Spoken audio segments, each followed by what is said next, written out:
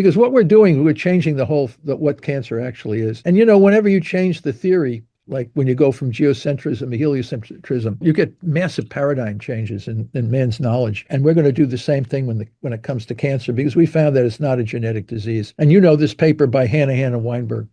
Yeah, I think it's the most highly cited, like 75,000 or something like this. They clearly state that cancer is a genetic disease, and it's a silent assumption. People just automatically assume because dogmatic ideology.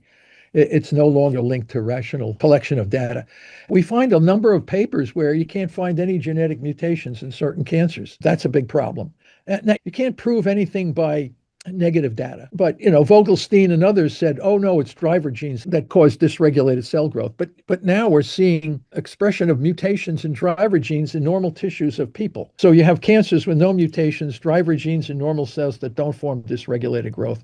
These are very serious challenges to a statement that cancer is a genetic disease. And some carcinogens like asbestos don't cause mutations, but they cause cancer. Aboriginal tribes, they rarely have cancer. Our closest relatives, chimps, no breast cancer ever recorded in a female chimp. And we like these experiments from Israel and Schaefer. I don't know if you've seen these. These are from University of Vermont. Epithelial liver cell that he isolated from the liver of a rat, grew it in vitro, and it became dysmorphic in the way it looked. He took the cells and put them under the skin of the rat. 12 out of 13 rats developed a tumor. He didn't know if it was something, maybe the original cell was tumorigenic. So what he did was he went back, grew up the original cells and put them under the skin of rats. And he didn't see any, 0 out of 11.